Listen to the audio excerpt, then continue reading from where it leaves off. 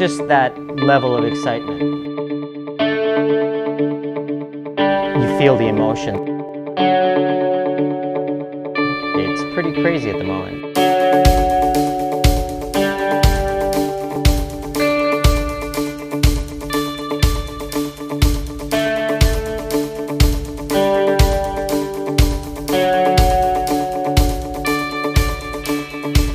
London is obviously one of the biggest cities in the world.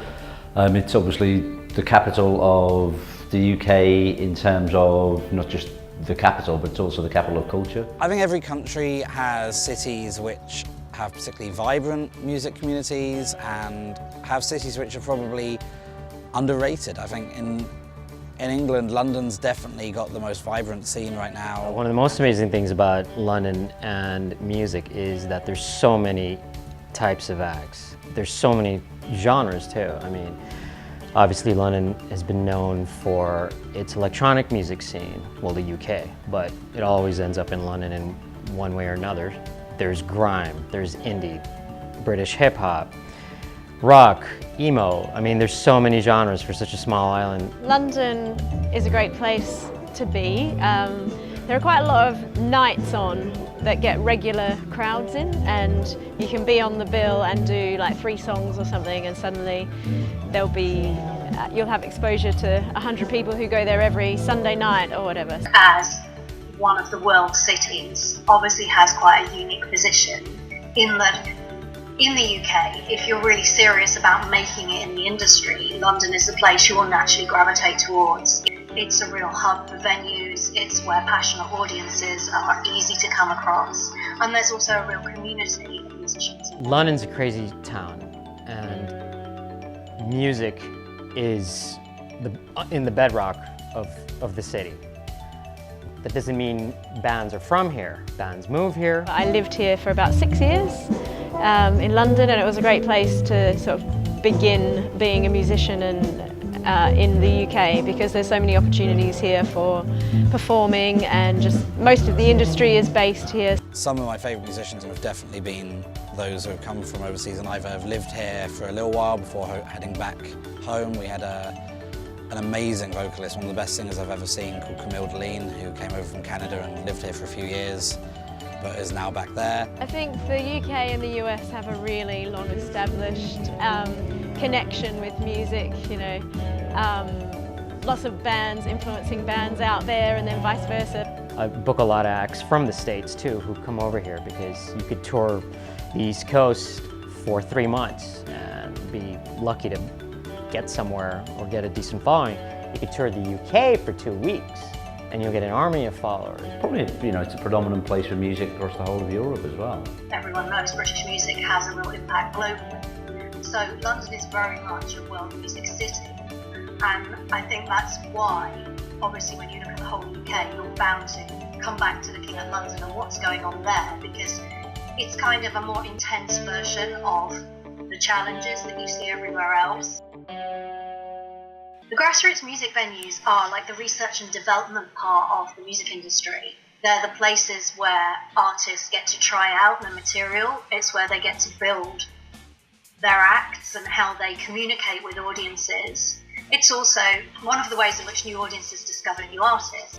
And so the grassroots scene in the UK has always been very, very important in terms of that training ground for future stars of the music scene, but also places for experimentation.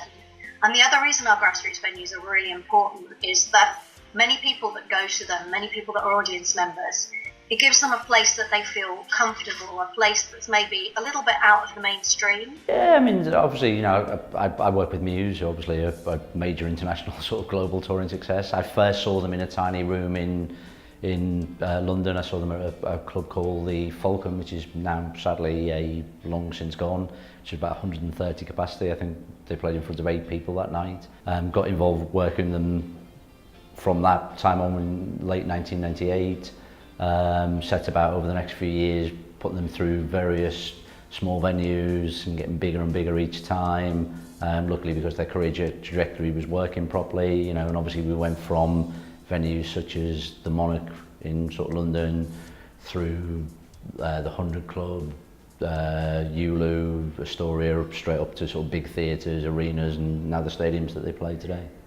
The actual biggest jump from the small to the big is I never booked him, I never had the opportunity to book him, but a year or two before I started doing Folk Room, people on the exact same circle I'm on were booking Ed Sheeran all the time, and you could not stop booking him because he would do any gig you gave him.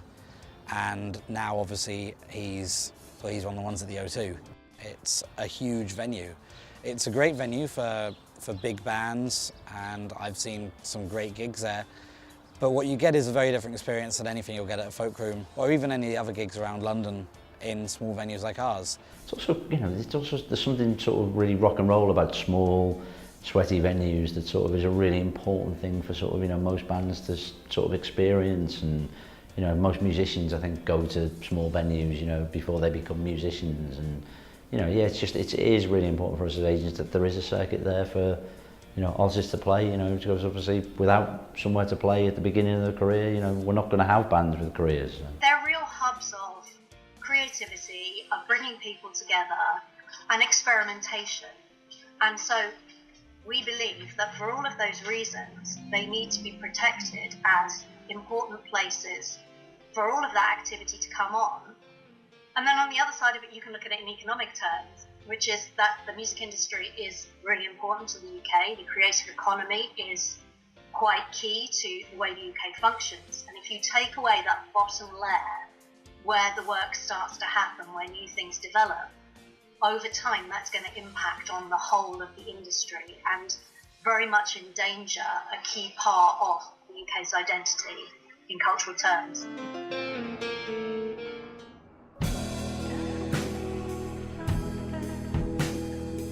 Yeah, venues do get shut down. An amazing venue will open up, there'll be great acts, and then it'll be surprising if it's still there in 5 years. We have lost a lot of very good venues over the last few years in London.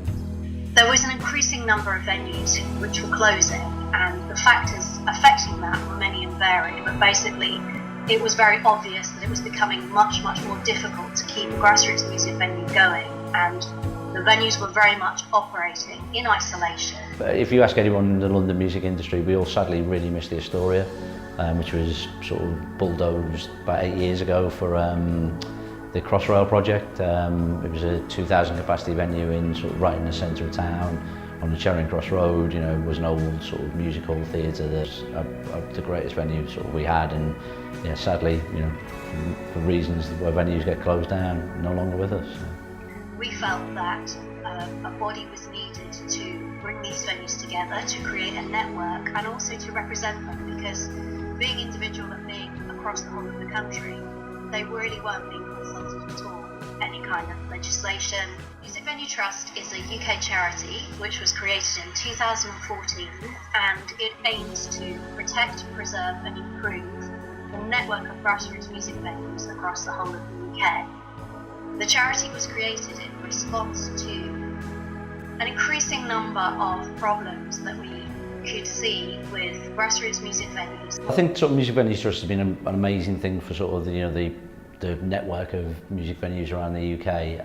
One of the things that they did notice is that obviously because a lot of these venues are run by individuals, who are running it for passion, sort of, as opposed to sort of sound business reason. We identified that the best thing that could happen for grassroots venues across the UK is if a number of the buildings could be bought, held in trust, hence we call Music Venue Trust, so that they could be kept as music venues in perpetuity.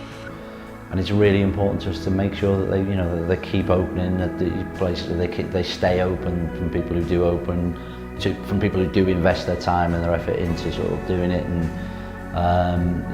that allows us to build artists long-term careers, just in the UK basis, but it helps them build things globally as well. So it's really important for us to keep venues open. Obviously the very long-term goal is, as I said, to buy some of the buildings and absolutely secure them. We need a bigger team to work with our ever-growing network, but also we have links internationally. We're part of a European network, and we get invitations from all sorts of countries because there's an interest in our model of doing things. because so many towns and cities have the same problems that UK towns and cities have with their music venues as well. So there's an awful lot we can do. One of the things that we find that there are sort of, obviously I'm involved in touring sort of artists across the continent.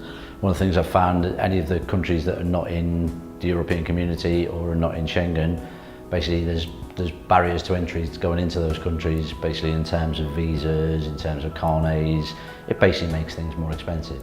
And one of the things that we will find, I'm sure over the next few years as sort of Brexit actually actually occurs, is that I just imagine it will become more expensive, more difficult and more onerous on musicians to play in the UK.